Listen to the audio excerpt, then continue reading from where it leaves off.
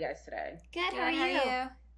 I am really good. Good. So congratulations again on another season. Thank you. One thing I really love about this show is that although it's based, way back in the day, it sort of still deals with like issues of women autonomy and, finding freedom, breaking rules, which is still like something that I think is important now. So how do you think people living in today's world will relate to the storylines of the characters? I think it's like you said. I think that human nature is human nature, regardless of our technology or sort of where we are. We're always going to fall in love, and we're always going to have family and sisters, and we're always going to have best friends, and so that's going to always be relatable. No, I definitely think the themes are so relevant to what people experience. It's just under very different circumstances, and it's complicated because our show is not historically accurate in a lot of ways. So I do think it's just, but the things that are easier to digest because of how we showcase it, hopefully. So I feel like people can still relate to a lot of things, even though the times were different. I think it puts a mirror to how far we've come, and also how far we need to come. Exactly. And we can do it in the framework of having a period show, but then showing these really modern women. Very modern, very, very modern women. And this season, you see Patty going through a divorce, and you see Nan sort of like, we're stuck in this, but let's live sort of alternate lives. Yes! Yes! And you guys are mother and daughter, but it's interesting because you're both navigating sort of similar waters. Mm-hmm. Do you see that in your characters? Mm-hmm. Absolutely, and a little bit ironic too that Patty's entire goal was to sort of marry off her daughters.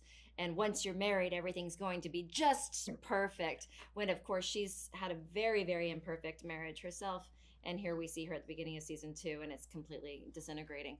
So, the idea of if you play your cards right, and you learn your etiquette, and you're a lovely lady, then you'll end up with a perfect scenario. And of course, it's not perfect in any way, shape, or form. Now, is playing your characters for a second season, do you relate to them differently this season, or is it still the same? It still feels the same. There's some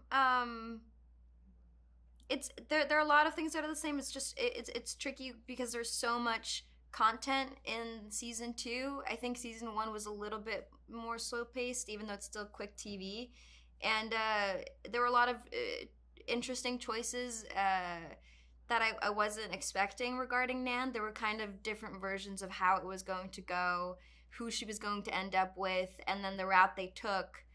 I was still amazed by like how well Nan handles a lot of things, how she just keeps moving forward.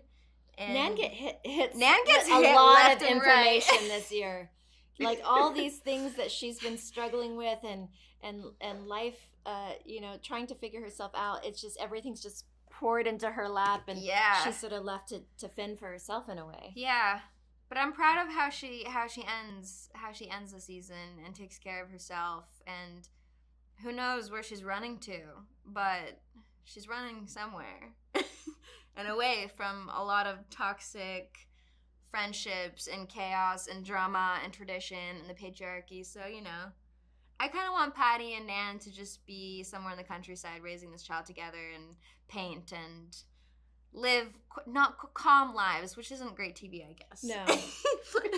They might like have that for half an episode for before half chaos an episode, ensues. yes.